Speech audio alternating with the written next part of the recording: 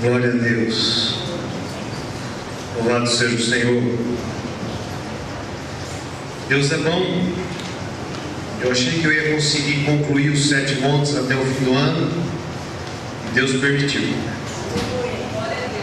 Hoje se Deus continuar falando aos nossos corações, nós vamos falar do último monte da conquista dos 7 montes.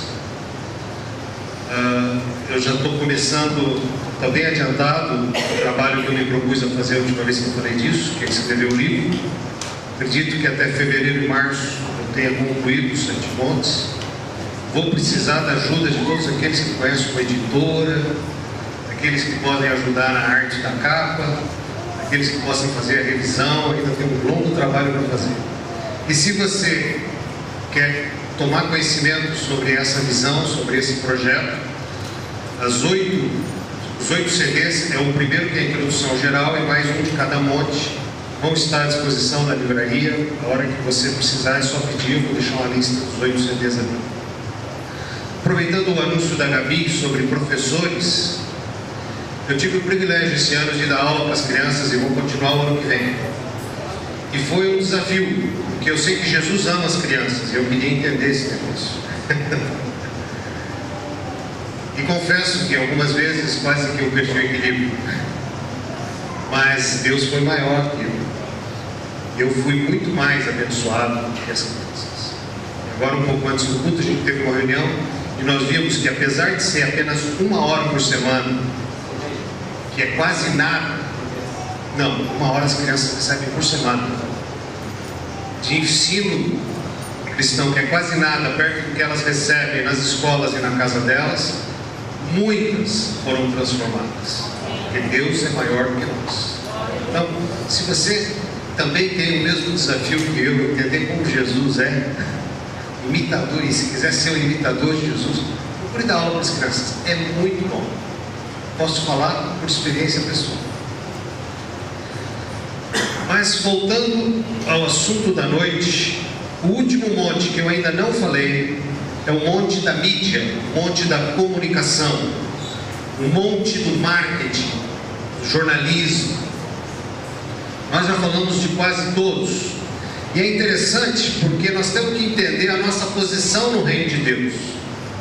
Quando a gente aceita Jesus, quando a gente recebe a Jesus como Senhor e Salvador, lá em Efésios fala assim que nós já não somos estrangeiros aonde? No reino dos céus.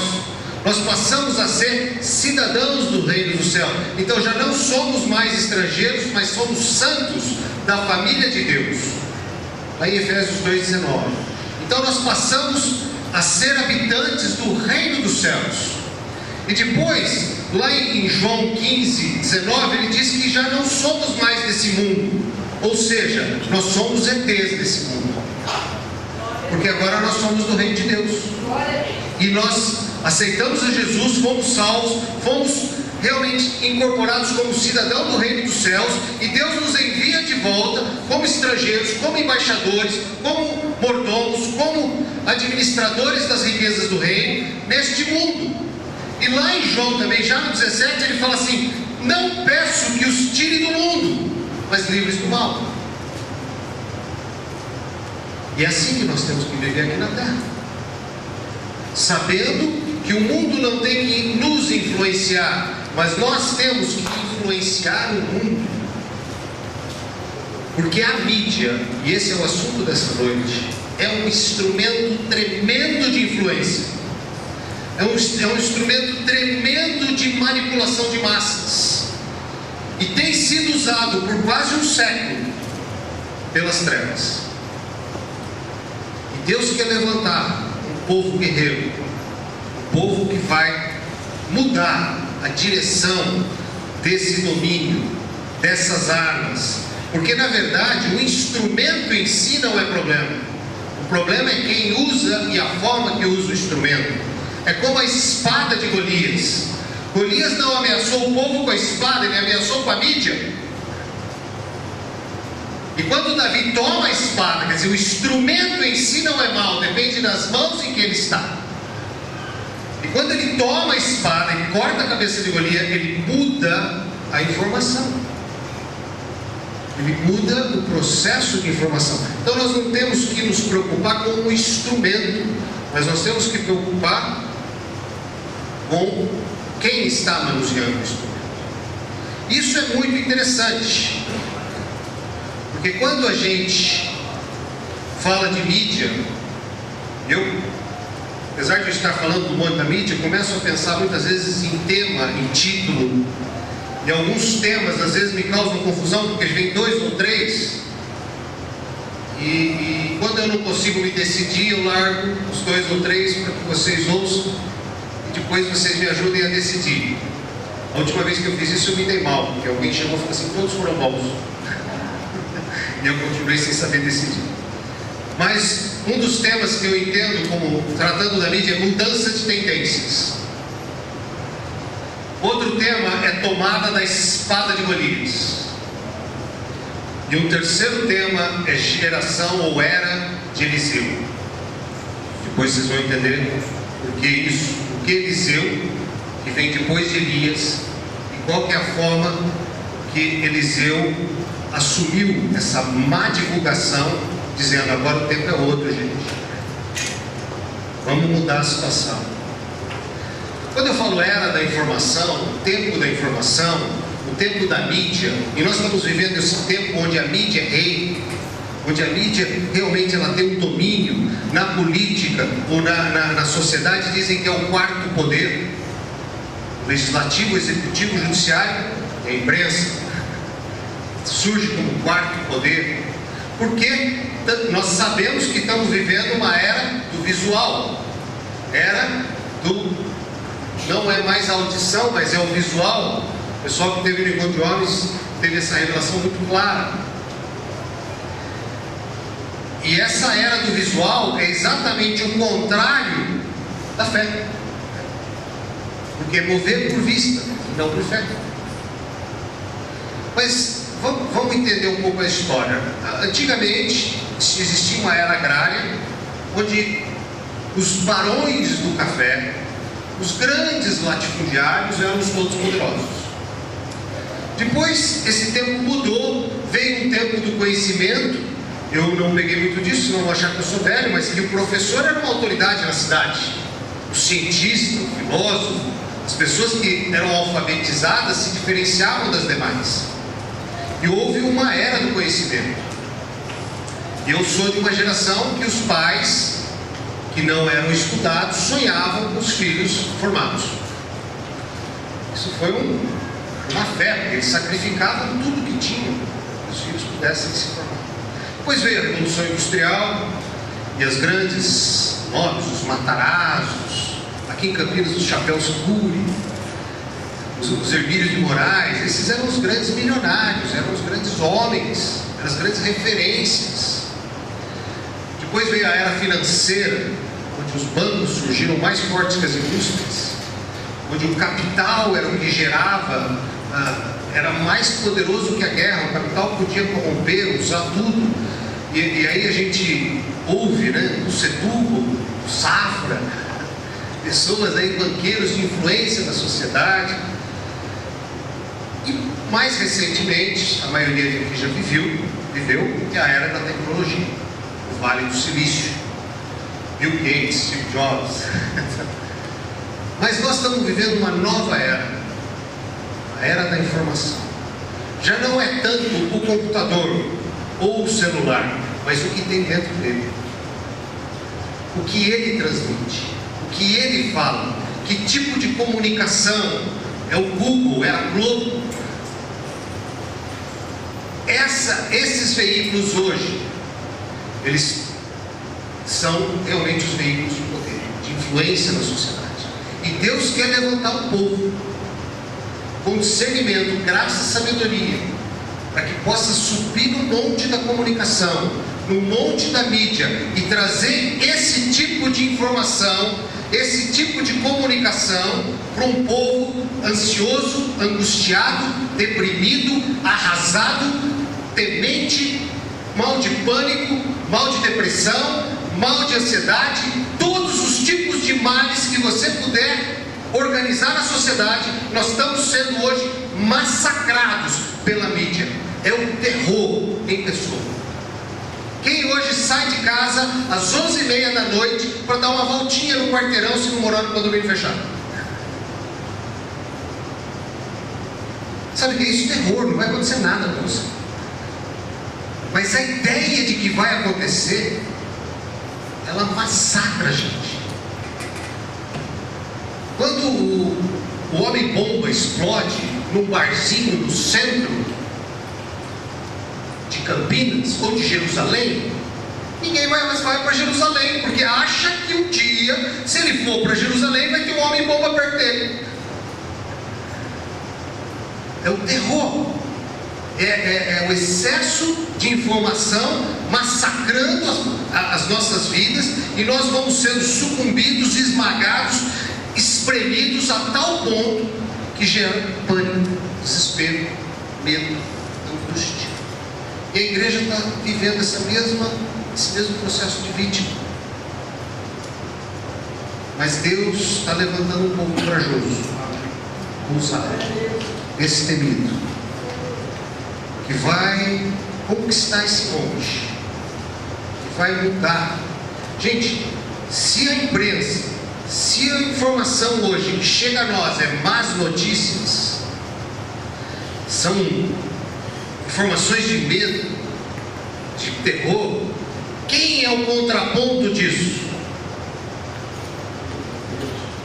O Evangelho, que são as boas notícias, boas novas, a palavra de esperança. Quantas vezes uma pessoa está angustiada, a vida está desgraçada, ela está entristecida, e ela vem, ou vem pela dor, ou vem por amor, e ela vem na igreja pedindo ajuda, e aqui ela ouve uma palavra de esperança, desinteressada, e aqui ela pode ser amada, ela pode ser confortada, porque o Evangelho são as boas novas, as boas notícias. Vamos entender isso. Nós estamos sendo massacrados, gente, pela teoria da evolução, pela imoralidade, pela cultura inútil, pela crítica constante aos cristãos. É o que a mídia mais ama fazer. Ou eu estou enganado? Mas vamos mudar essa história. A igreja tem que levantar um exército que irá invadir a terra através da mídia. Nós vamos mudar a espada de mãos e trazer esperança, trazer boas novas e trazer mudança. Eu não vou pedir para vocês abrirem, eu vou ler os versículos. Se você estiver anotando, você anota, depois você confere em casa. É sempre bom conferir, porque eu também erro. Em Romanos 1,16 diz assim: porque não me envergonho do Evangelho de Cristo, pois é o poder de Deus para a salvação de todo aquele que crê, primeiro do judeu e também do grego. O poder de Deus para a salvação, as boas novas, as boas notícias, é a esperança do mundo. Nós estamos hoje desesperançados. No encontro dos homens, o Neil Rio falou que o índice de suicídio é o que mais cresce no mundo, porque a humanidade caminha para o desespero, e a humanidade não está preparada a viver com a dor, com a aflição, com a angústia. E o suicida não é um cara que quer morrer, ele é um cara que não suporta a dor. Por não suportar a dor, a única forma de alívio é se matar. Mas ele quer viver. E nós temos a palavra de esperança para a vida. Nós temos o refúgio. Nós temos a forma de encarar. Infelizmente, este mal é tão grande hoje que ele está entrando nas igrejas.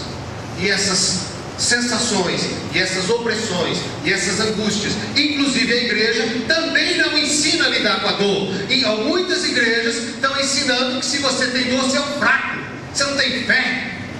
Se você tem problemas é porque você não tem fé. Isso está errado. ele dou. Toda a história da Bíblia é com dor. Aliás, o Neil citou uma coisa muito interessante, quando Deus fala para Eva que agora ele iria multiplicar a dor de parto por causa do pecado. Você não multiplica zero para algum resultado. Significa que ela tinha uma dor de parto. Ela tinha uma dor que talvez não fosse grande, mas queria se multiplicar. Não significa que não existia dor. Ao contrário. Então mesmo no Éden ainda tinha dor.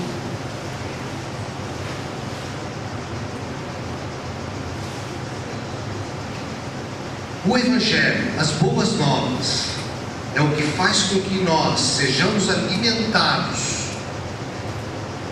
motivacionados, recarregados para poder enfrentar as lutas, as dores, as tribulações, as aflições, as angústias. No mundo tereis aflições. Deus afirma isso.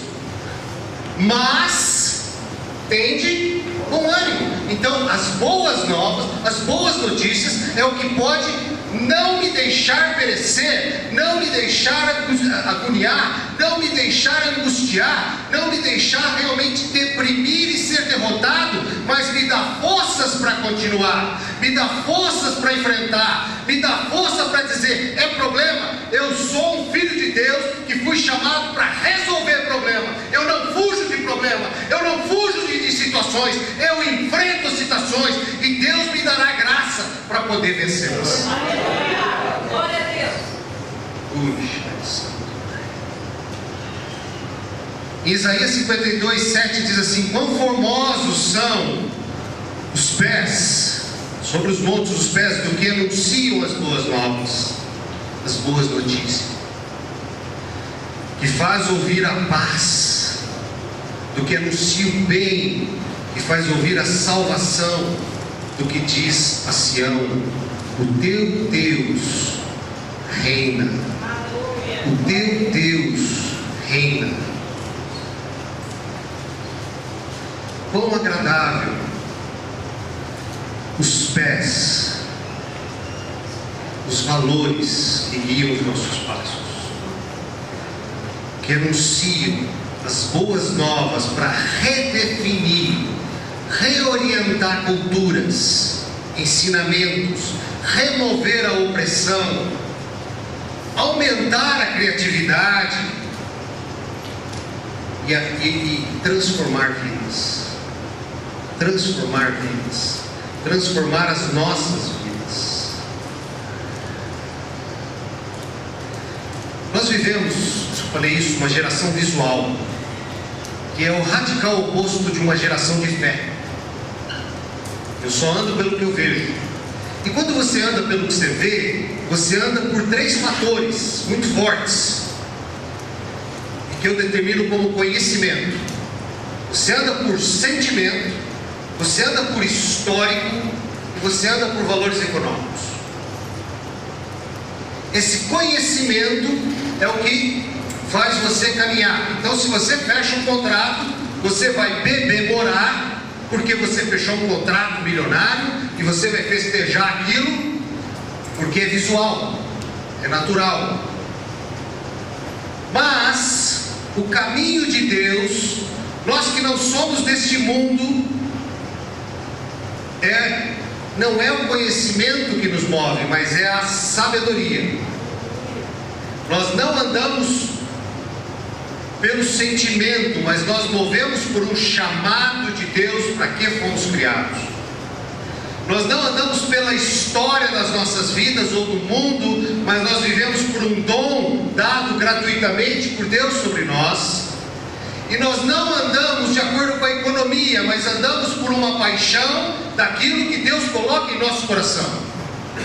Essa sabedoria que enche a nossa vida faz com que a gente tenha um traçado diferente. Imagina uma nuvem e uma tempestade muito grande, e raios e trovões, e você no avião, por onde você quer andar? Embaixo da nuvem ou por cima da nuvem? Mas para eu andar por cima da nuvem, eu preciso de fé, eu tenho que confiar nos controles. E nós andamos embaixo da nuvem, porque nós acreditamos no que vemos.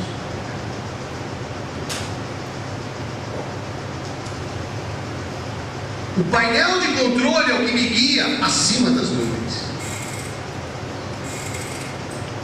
Mas se eu ando embaixo das nuvens, eu vejo a tormenta, eu vejo as dificuldades, eu vejo os problemas, mas eu sei que eu vejo. Então eu estou andando por visão e não por fé.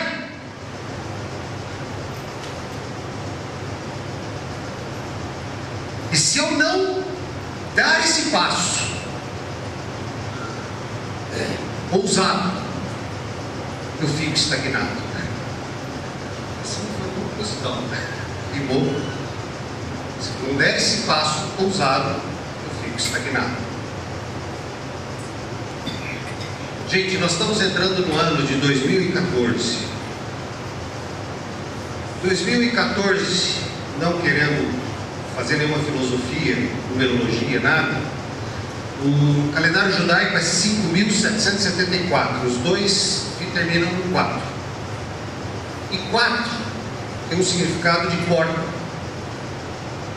E porta, nesse momento, significa novas oportunidades.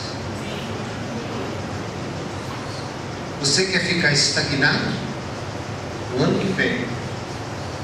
Ou você quer aproveitar essa porta aberta? Você quer andar embaixo da nuvem? Acompanhando minuciosamente o valor do dólar, a bolsa de ações, coisa que vai.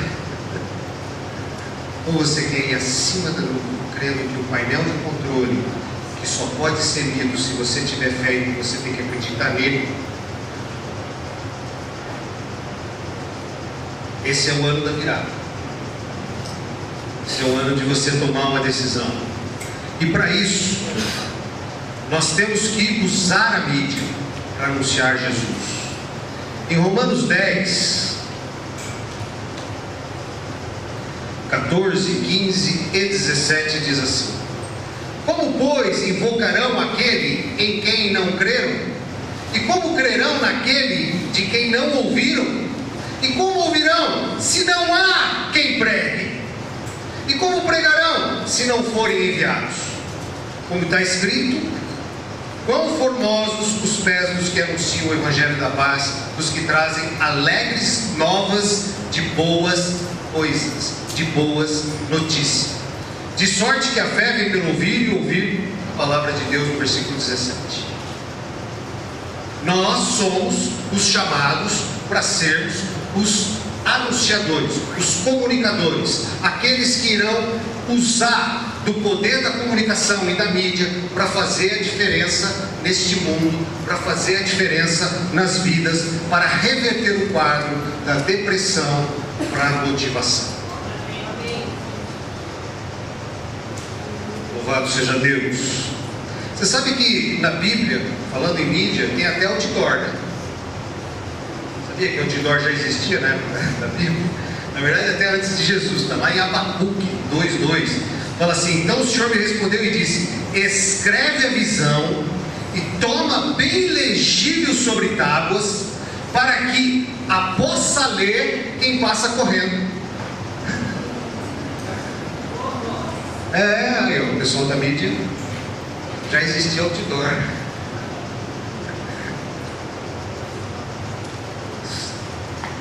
Nós temos eu vou falar aqui de um trabalho que está sendo feito com informática,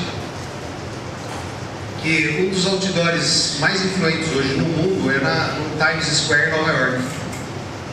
E nessa virada do ano, desce lá a bola de ouro, bola de luz lá, naquele Times Square. E existe o GMO, eu vou falar sobre isso, o Cláudio não veio hoje, é o nosso representante do GMO, falar o Cláudio. E o GMO está já, desde setembro, com um anúncio no Times Square sobre evangelismo, sobre cristianismo, que passa a cada, acho que 2 ou 3 vezes por dia. E vai estar na virada do ano também. Isso para mim é um belo sinal. Eu estou falando aqui, já está acontecendo. Amém? Vou falar do GMO. GMO, uma palavra de Global Media Outreach. Chique, né? Mas é alcançando a mídia global, atingindo toda a mídia do mundo inteiro. E é um movimento de internet. E eles atendem as pessoas que pedem socorro. Eles respondem a e-mails de todo mundo. E eles começaram esse trabalho já faz uns 10 anos. E a coisa vem crescendo, vem crescendo, vem crescendo. E tomando proporções impressionantes. Por exemplo, no começo se trabalhava muito com computadores, laptops, desktop. E depois ele foi transferido para os celulares. Os móveis, né? Celulares digitais hoje. E eles sabem que essa é a tendência futura. E na verdade, quando a gente fala de informação e comunicação, o importante é que hoje já não são mais os equipamentos, mas o que ele transmite. Só para vocês terem uma noção, em 2012 existiam 6 bilhões de celulares no mundo. A população é 7 bi. Mas agora, no final de 2013, já existem 7,1 bilhões de celulares no mercado. Eu tive há 2 anos na África, 2 anos, e fomos numa tribo no meio do mato para evangelismo.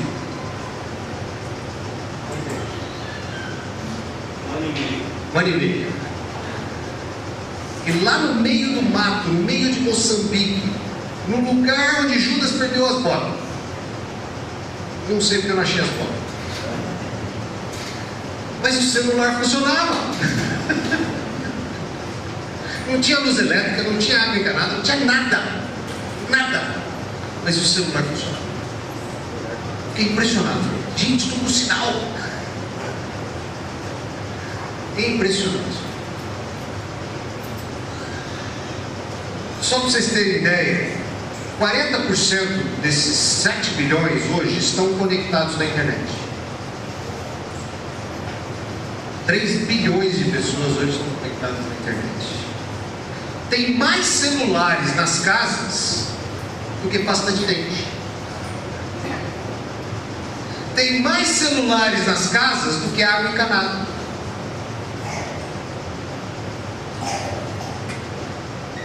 E ele é um veículo tremendo, porque ele pode levar voz, ele pode levar texto, ele pode levar imagens. Você pode alcançar todas essas coisas. O analfabeto pode ver, ouvir, ver. Na janela 10x40, não sei aqui quantos conhecem, a janela 10x40 são aquela região da Ásia, norte da África, que pega a latitude e longitude 10x40, onde nesse miolo tem mais do que 4 bilhões de pessoas, e é onde o Evangelho ainda tem muita resistência. Só para se ter uma ideia, nessa janela 10x40, onde se encontra 60% da população mundial, 60% da população mundial, e desses 60%, desses 4 bilhões de pessoas, praticamente metade delas é analfabeto.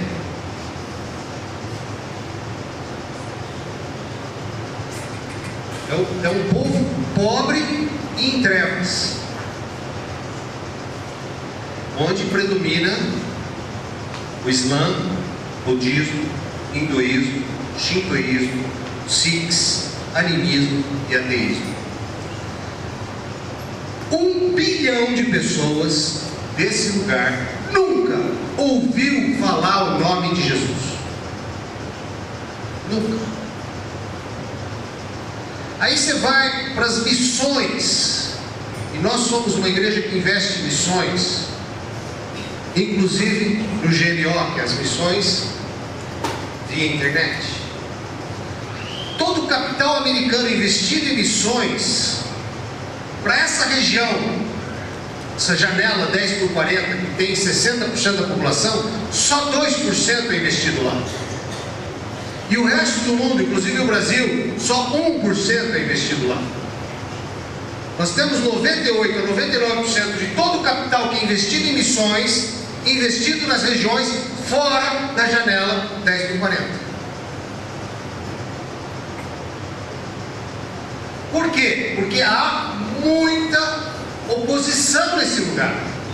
Muitos missionários morrem assassinados, muitos são perseguidos, a animosidade ao cristianismo é tremenda, são proibidos de levar a Bíblia, são presos e fuzilados, enforcados, se forem pegos com Bíblia. Isso tudo eles conseguiram nesses anos todos, mas está chegando o tempo, eles não conseguem mais, porque agora nós não precisamos mais de homens para entrar lá. Internet, né? E os números são assustadores, ou melhor, fascinantes. Onde a gente não pode ir, tecnologia virá. Os que usam o celular, eles podem adquirir conhecimento, fazer pesquisa de voz, obter respostas não referenciadas. Nós temos hoje, através do celular, acessibilidade a surdos, analfabetos, cegos, tudo equipado. O que nós temos que aprender, isso é importante, talvez no geral, é mudar um pouco a nossa linguagem, o cristianês, né? O evangeliquez. Porque às vezes, quando você vai, e o Cláudio sabe disso, que às vezes tem que atender pessoas de muito longe, e você fala frases chavões, nossa, Jesus te ama, ele não sabe nem quem é Jesus. O que você está dizendo? Deus é amor. Eles têm milhares de deuses. Que Deus que você está falando? Quem é o Pai?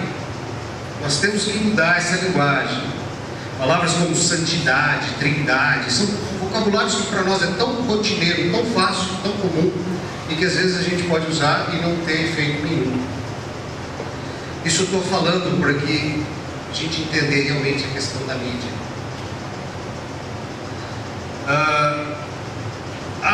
Só para vocês terem ideia, a GMO, que é esse sistema de consultas, ela teve em 2011 160 milhões de visitas. Em 2012, quase 200 milhões de visitas. E em 2013, a previsão é para 300 milhões de visitas. E eles estimam que em 2016, 500 milhões de pessoas irão ligar.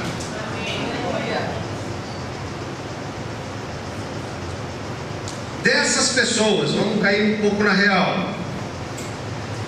Em 2011, 20 milhões de pessoas decidiram por Jesus, confessaram o seu nome e entregaram suas vidas a Jesus. Em 2012, 26 milhões. Em 2013, 30 milhões. Eles fizeram uma pesquisa para saber se isso era um evangelismo barato, se as pessoas não estavam envolvidas, e se tiveram a surpresa, a grata surpresa, de 50% delas estarem engajadas numa igreja. São números reais. Sabe quantas pessoas todo dia vão à internet procurando por Deus? 2 bilhões de pessoas. 2 bilhões de pessoas por dia. Eles preveem que em 2016, 3 bilhões de pessoas. O que vai gerar 3 bilhões, isso só o trabalho deles. O trabalho deles, eles têm hoje 2 bilhões, não 2 bi.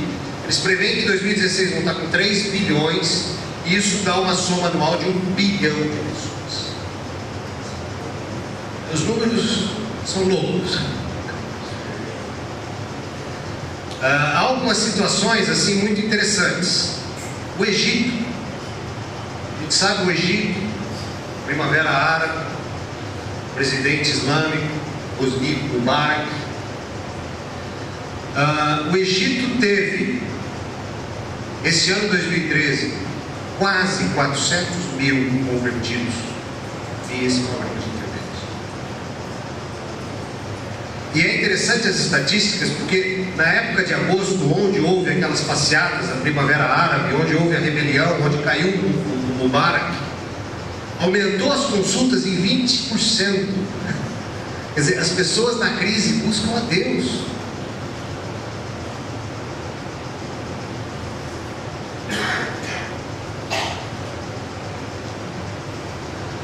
E o sistema hoje de celular, o sistema hoje da GMO, Global Media, ele manda para você, quando você se converte, imediatamente uma Bíblia na sua língua. Então aquela Bíblia que não conseguia entrar de jeito nenhum, ela está entrando no mundo inteiro. E não expõe a pessoa, porque ela está carregando um celular, ela não está carregando uma Bíblia. Então, mesmo com a perseguição, mesmo com todos os entraves que possa gerar esse tipo de informação, ele é mais fácil de ser protegido. E há muitos vídeos com esses, quem quiser mais informação da GMO, você pode ser um missionário de internet. O Cláudio está aí, vocês conversam com ele. E eles têm assim visitado às vezes países, Afeganistão e tal, e consultado algumas pessoas que se converteram, tudo sobre conversas codificadas e tal, mas eles estão impressionados com o alcance desse trabalho. Há novas maneiras de expressar verdades espirituais e todos nós podemos interagir.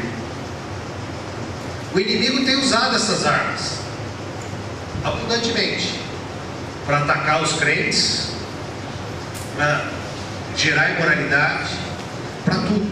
E era interessante, eu conheço uma pesquisadora americana, e ela está pesquisando todos os grandes inventos tecnológicos, e ela está descobrindo uma coisa incrível, nunca ninguém pesquisou antes, mas quase tudo que é de grande invenção, de computador, televisão, foi dado em primeiro momento para um crente.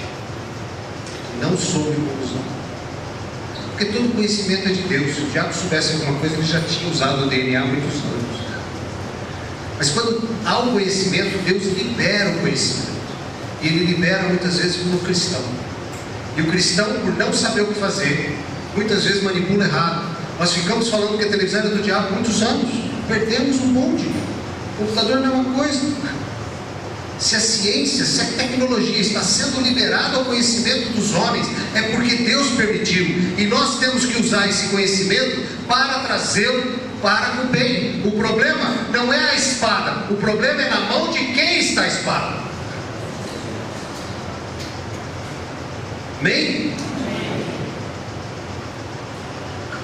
Isaías 54:17 diz o seguinte: toda ferramenta preparada contra ti não prosperará, e toda língua que se levantar contra ti em juízo, tu a condenarás. Esta é a herança dos servos do Senhor, a sua justiça que de mim procede, diz o Senhor.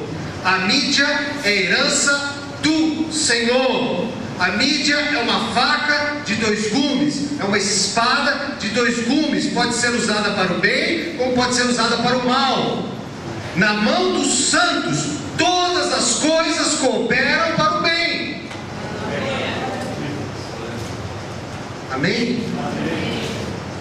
Glória a Deus. Vamos tomar essa espada, vamos tomar essa faca, vamos manuseá-la. O medo é o domínio do Satanás. O medo é o domínio que tem hoje sobre a mídia. Acabei de falar do terror, do negativismo, das más notícias, das ameaças. E olha, pode ir no universo que for. Uma época, um cliente, um desafeto, fiz serviço para ele muitos anos, ele não queria me pagar de jeito nenhum. E um dia eu liguei cobrando, ele me soltou o verbo. Mas começou a me praguejar de tudo quanto é jeito. Eu falei: meu senhor, Eu sou selado pelo sangue de Jesus. Maldição sem causa não tem efeito, vai voltar tudo para você. E ele continuou para a igreja, falou: para você entender melhor, eu tenho o corpo fechado.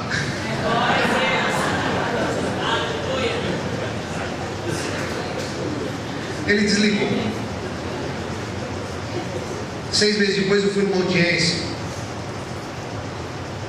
Veio a filha dele, que tinha morrido. Deixou a família na miséria.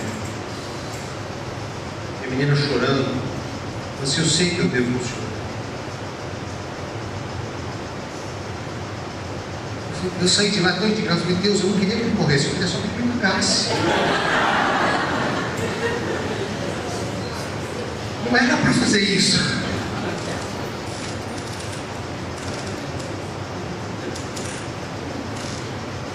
Capaz ainda tem que ajudar a menina.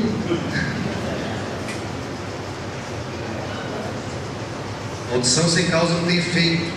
Não precisa ficar com esse medo, com esse pavor. Essa pastora apareceu um pé de galinha na porta da minha casa. Lava o sangue de Jesus, joga fora, põe fogo, esquece.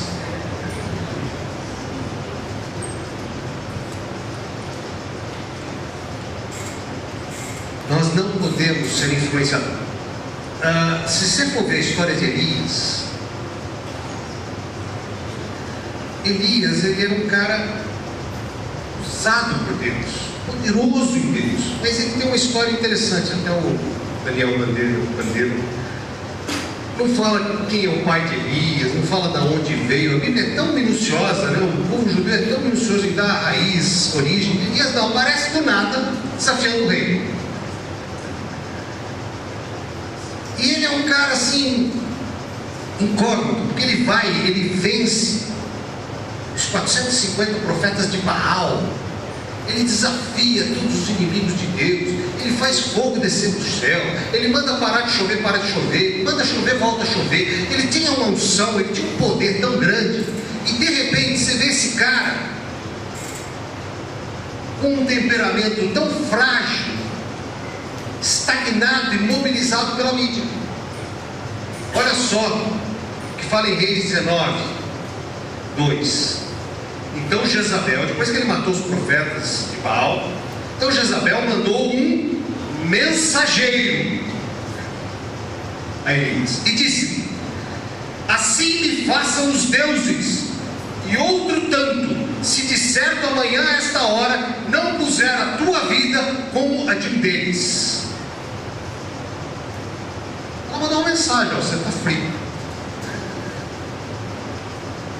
E ele fugiu. O cara destruiu os magos, os bruxos, todo mundo.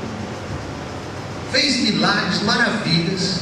E diante de uma ameaça, de um mensageiro, ele fugiu.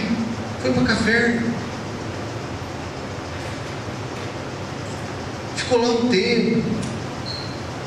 Até o dia que Deus falou: pô, cara, volta. Aí ele vai, ele volta, ele ainda ressuscita o filho da mulher lá, ele ainda faz multiplicar o azeite, ele faz um monte de sinais. A única coisa, fora os sinais e o poder que ele tinha, mas a única coisa efetivamente boa que Elias fez foi deixar um discípulo, Eliseu. E Eliseu, eu diria que o Eliseu, no meu entendimento, marca essa geração que vai conquistar o monte da mídia. Essa geração que vai destruir o mensageiro de Jezabel. Porque quando Elias, Deus viu que Elias, emotivamente, ele era muito oscilável. E aí ele falou: Elias, eu vou trazer você para mim, é melhor você ficar aqui comigo. Fez um tremendo de um evento, trouxe uma carruagem de fogo, levou Elias e tal, e caiu o manto de Elias, e Eliseu pega o manto de Elias. Elias já tinha ungido Eliseu com porção dobrada. Aí Eliseu põe aquele manto de Elias. E o que acontece com Eliseu logo em seguida? Olha só,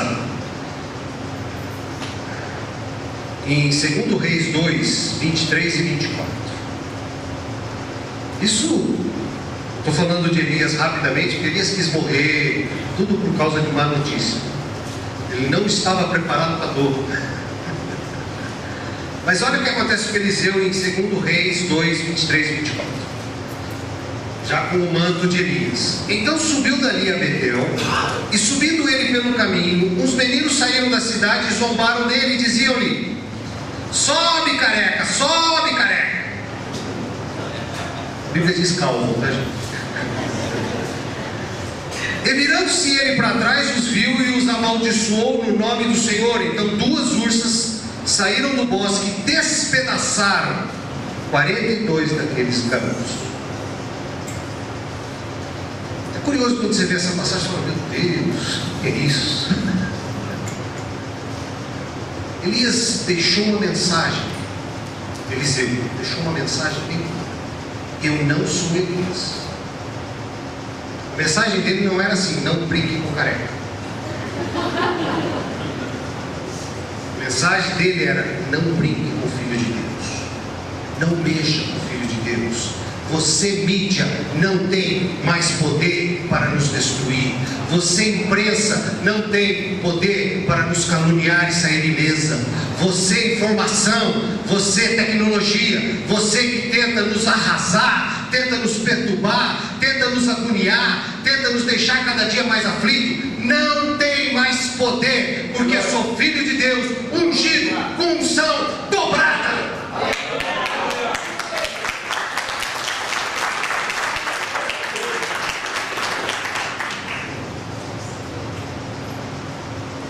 Oh Jesus,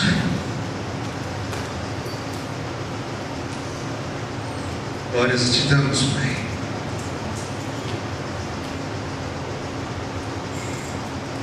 Na história de Davi, vocês conhecem a história de Golias.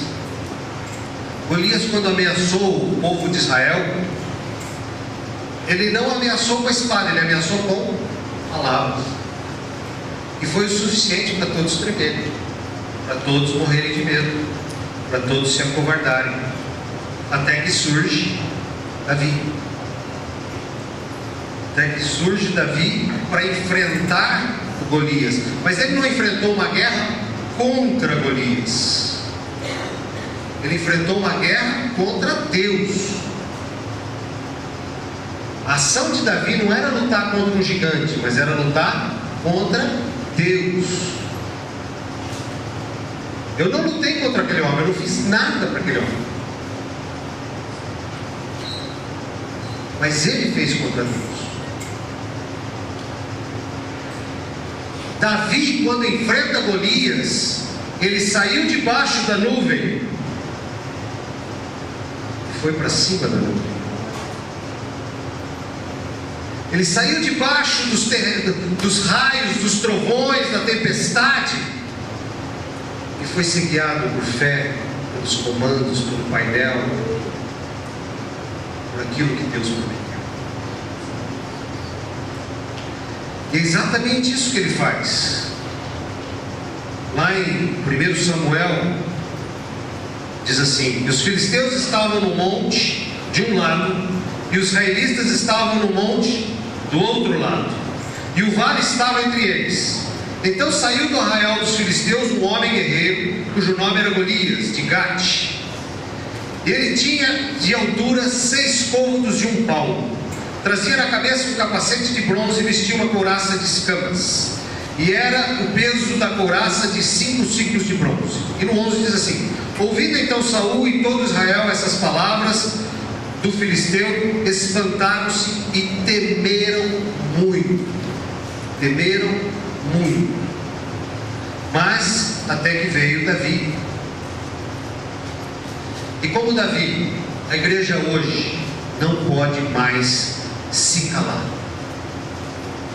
sem mídia e sem voz. Nós temos aí uma mídia evangélica. Nós usamos a mídia para fazer música gospel, pregação gospel, rádio gospel, evento gospel. E quem assiste tudo esses gospel são os gospel. a Globo, isso já é um alcance maior. É essa infiltração que nós temos que começar a fazer. Porque na verdade, nós não temos que nos moldar ao mundo. Porque nós não podemos ser influenciados pelo mundo. Mas nós temos que fazer com que o mundo seja moldado por nós. Então, infelizmente, nós temos até um canal evangélico que não é tão evangélico como poderia ser. Porque ele também não traz boas novas, ele também não combate a imoralidade, ele também não faz o que ele deveria fazer. Ao contrário, ele só imita o que o mundo faz. Ele foi moldado pelo mundo.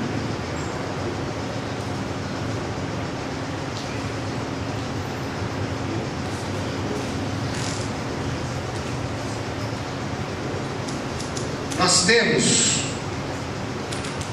que levar o povo de Deus a enxergar além do visível, a visualizar o invisível, a verbalizar o invisível e a internalizar o invisível, e o invisível irá se materializar. Em outras palavras, nós temos que, a visualização seria a imaginação, ou a visão, ou a expectativa, ou a promessa da palavra, ou a confiar naquilo que está escrito. A verbalização é a confissão das promessas de Deus, é a manifestação falada daquilo que nós estamos vendo. E o internalizar é trazer isso a nível emocional, tamanho de fé, crê e anda na fé. E aí você vai ter a programação do destino efetivado, que é a materialização. Você sente, você vê e você confessa. Você sente, você vê, você confessa. Só para vocês entenderem isso, quando a gente fala de reino de Deus, a Bíblia diz que o reino de Deus é justiça, paz e alegria. 2/3, paz e alegria, referem-se a estado de espírito.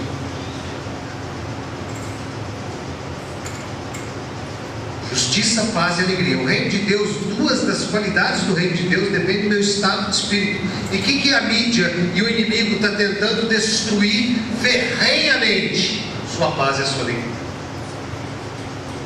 E o que a igreja tem que fazer? Tomar este instrumento para si, para resgatar a paz e resgatar a alegria. Ah, mas então como é que eu vou dar uma notícia da morte de um ente querido? A notícia pela notícia, ela não muda. Quem já foi no enterro de cristão? Olha, eu já fui em muitos, infelizmente. Mas não teve um que eu saí do jeito que eu cheguei.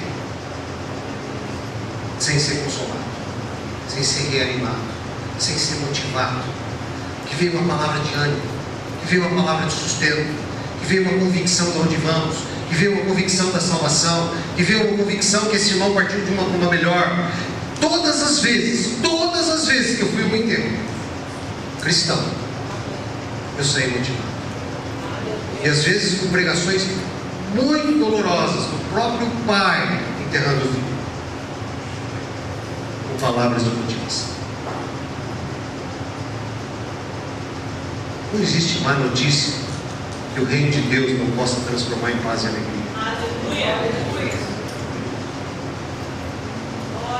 E 2/3 das características do reino são referentes ao nosso estado de espírito, a nossa maneira de agir ou de pensar. Gente, nós temos que mudar esse quadro.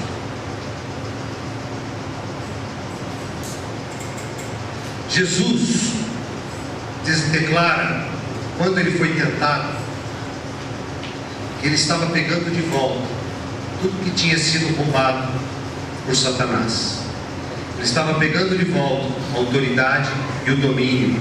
Lá em Apocalipse 11:15 diz assim: o sétimo anjo tocou a sua trombeta, houve no céu grandes vozes que diziam: os reinos do mundo vieram a ser do nosso Senhor e do nosso Cristo, e Ele reinará para todo sempre. Ele quer resgatar o domínio e a autoridade. Há em televisão hoje, gente, quem sabe, acreditem ou não acreditem, 95% dos adolescentes têm visto pornografia na internet. Os pais, em quase todos os desenhos animados, são os verdadeiros bobões. Criança que tem um pai como um pai herói, quando ela assiste um desenho, o cara é um paspalhão. Não sei quantos que são na minha época, paspalhão. Bobão. Criança é super gênio, mas os pais são todos atrapalhados.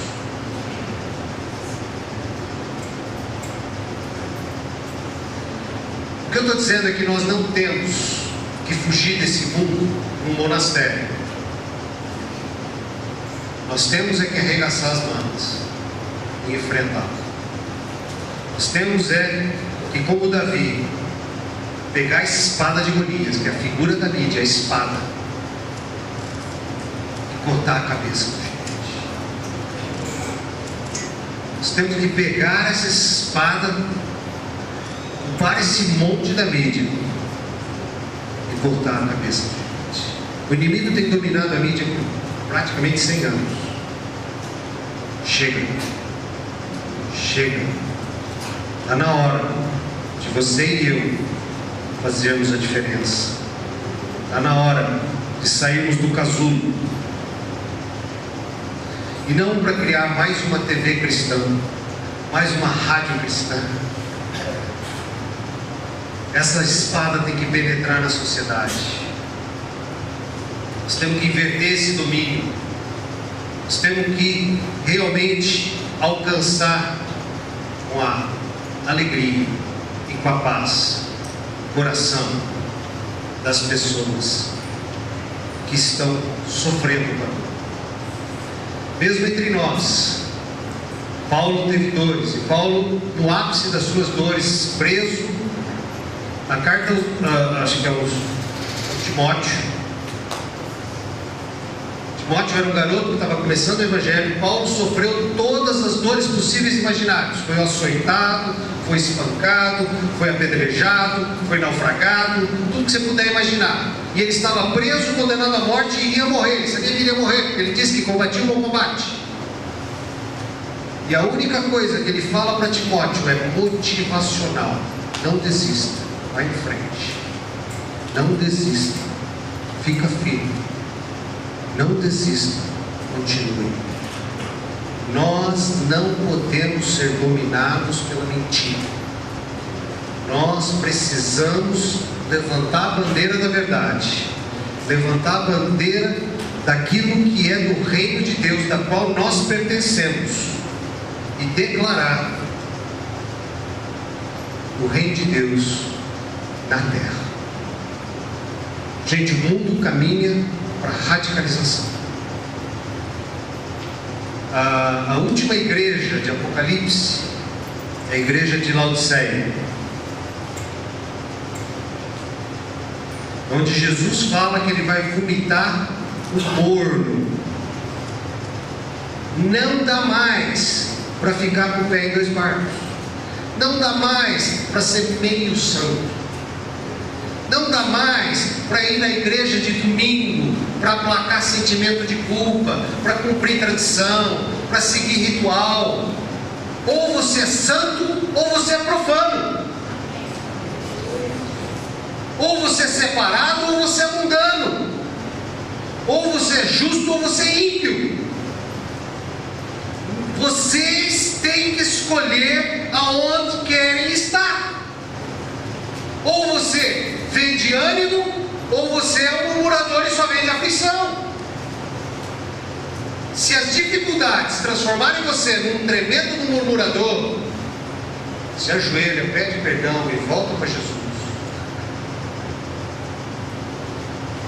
Ou você é corajoso, ou você é medroso. Não dá mais. O mundo está polarizando. Nós vamos ter nações de Sião e nações gregas. E você sabe o que serão as nações gregas? Do politicamente correto, do ecumenismo, do sincretismo, do tudo, do jeitinho do mundano, a forma do mundo. E você sabe que serão os de Sião, as nações de Sião, no mundo, vão ser vistos como os fanáticos, desequilibrados, doidos por Jesus. Eu quero ser doido por Jesus.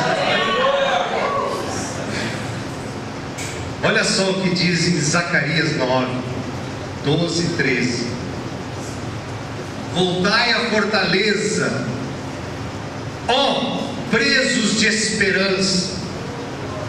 Também hoje vos anuncio que vos restaurarei em dobro, porque curvei Judá para mim, enchi com Efraim o arco, suscitarei os teus filhos, ó Sião, contra os teus filhos, ó Grécia, e por-te-ei, ó Sião, com a espada de um poderoso. Os de Sião vencerão com uma restauração dobrada, com a espada da informação. Glória a Deus por isso. Queridos, eu não sei como está a sua vida. Eu não sei das suas aflições, das suas angústias, dos seus medos, da sua depressão. Mas eu quero te dizer uma coisa muito legal. Basta. Basta. Chega. Chega, mundo. Chega, mentira. Chega, Satanás. De que lado você quer estar? Lembre-se que nós estamos vivendo um tempo que o morno será vomitado. Ou você é quente, ou você é frio. Se você quer estar do lado dos quentes, nós queremos orar para você. Vem à frente.